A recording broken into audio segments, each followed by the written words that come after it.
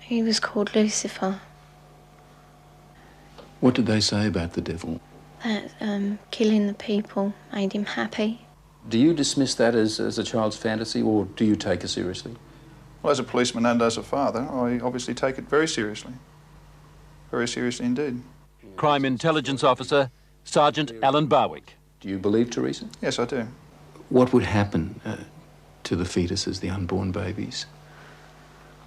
They used to be taken away most of the time, and one time the baby was taken out of me and then killed in front of me because it was still alive. And then? They would eat it. Teresa told me that she was forced to eat her own fetus. Does that surprise you? No. Why not?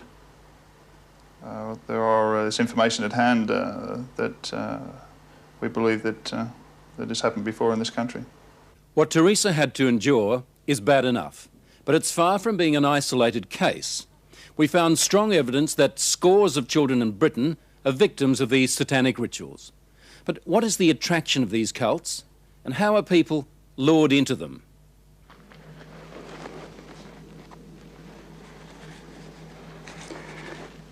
In nomine Dei nostri Satanis Luciferi excelsis.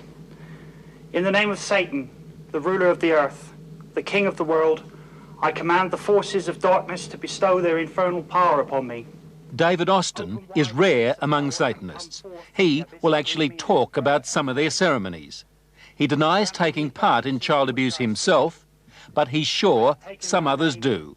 There are people that are using the occult, are claiming to be Satanists, and that they are abusing children. We know it. No sex with children in his cult, says David Austin, but he confirms that sex is a part of some of their ceremonies. Some of our rites are sexually orientated, and again, we have to take into the fact that we do take, in some rites, a bisexual approach to some of our actions. I also witnessed a 9-day-old baby being slaughtered for human sacrifice. Audrey Harper. She spent 5 years in a satanic cult before she escaped. Why did they kill that baby? Why sacrifice a child? Satan likes pure sacrifice, and human sacrifice is better than animal sacrifice, so they are pleasing the master.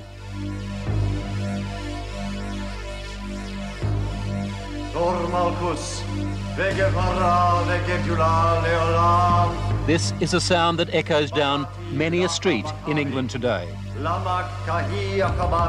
It's not Satanism, but for some, it has been a stepping stone to devil worship.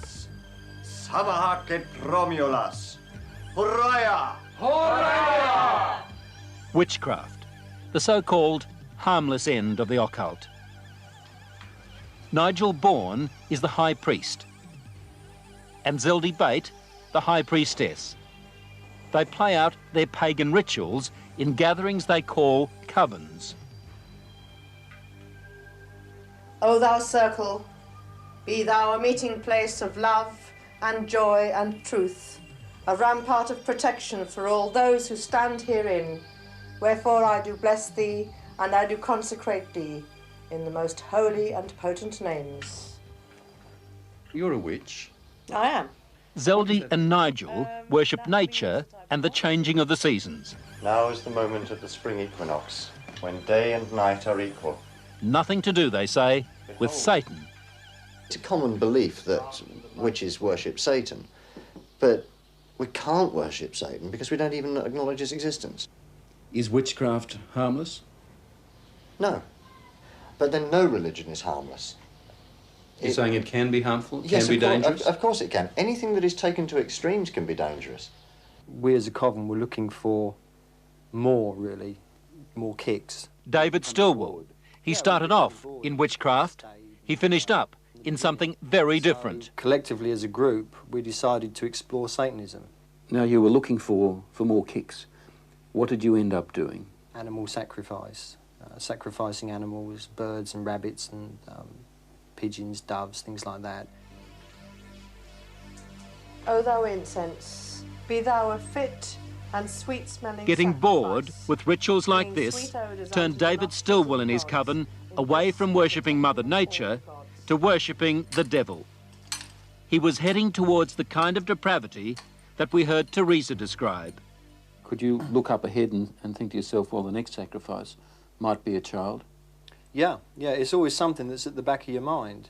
While I was in this coven, we met people of other covens that purported to have taken part in child sacrifice. They used to burn witches in this country, and there are moves afoot in the British Parliament to have the worst forms of witchcraft outlawed again, especially the Satanists. But that's not so easily done. Witchcraft is just another religion here, and banning it opens the whole question of freedom of religion. Meanwhile, the signs are that Satanism is spreading its evil at an alarming rate.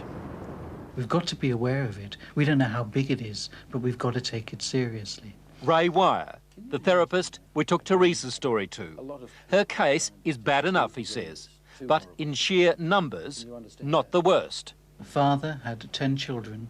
He ritually, sexually abused them in every way possible. Those 10 children were eventually taken into care. Those 10 children became adults, and between them they had 23 children. Subsequently, the grandfather, those 10 adults and now the 23 children were all involved in ritual abuse, and grandfather and those 10 adults sexually abused those children in every way possible in a satanic way. I wanted, I suppose, a bit of excitement, something slightly different, something that gave me an experience. Despite the harm suffered by children like Teresa, David Austin still defends Satanism. I don't call it dangerous. I don't say it's dangerous. Yes, it's like anything else. If you've got nitroglycerine in a hot kitchen, it's dangerous. If you start playing football with it, it's dangerous. As the athame is to the male, so the cup is to the female. To Nigel and Zeldy, this is a sacred ritual, a fertility rite. Forth the blessing. Most witches agree sex is an important part of their craft, but say it's only symbolic. Blessed be. Satanists also use sex in their rituals, but it goes far beyond symbolism. Take Audrey Harper's experience. The warlock, the master, just raped me. He's the high priest of the coven. Married to the devil, is that what it meant? That type of thing. Yes, only, you know, there's no ceremony. But the act of unity completes my initiation ceremony. I now belong mind, body and soul to Satan. Married to the devil, a consistent pattern it seems. Audrey when she was 22, Teresa when she was a little girl. They used to marry the kids to Lucifer.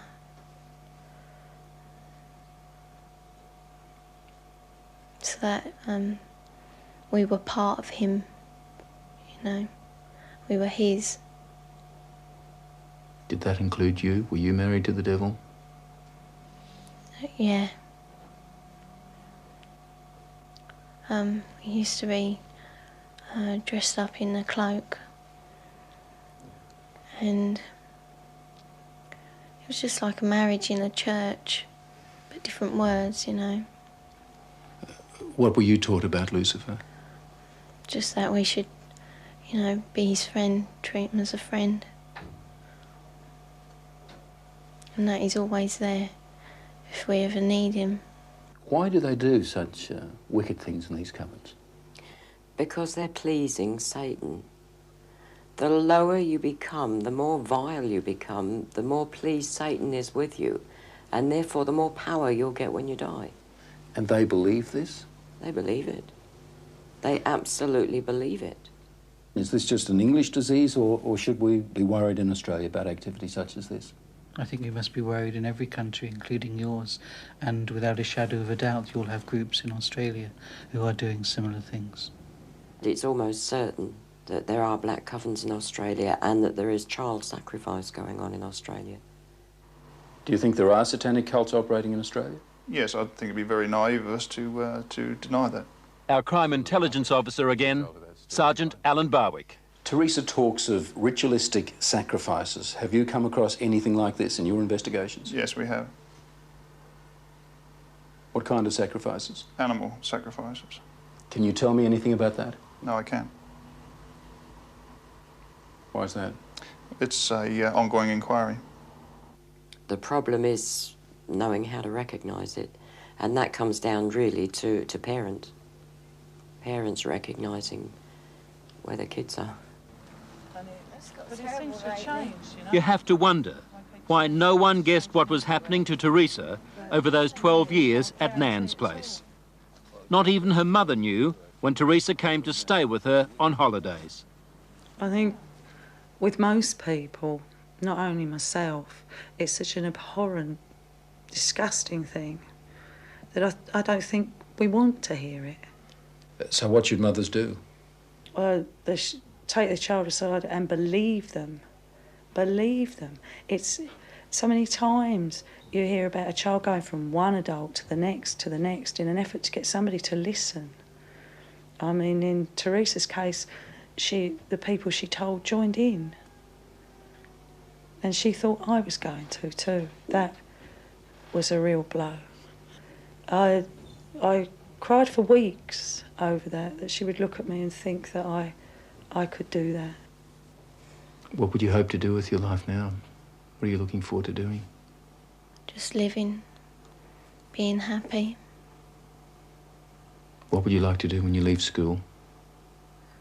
Care for children. Handicapped ones, you know, or abused children like me, maybe.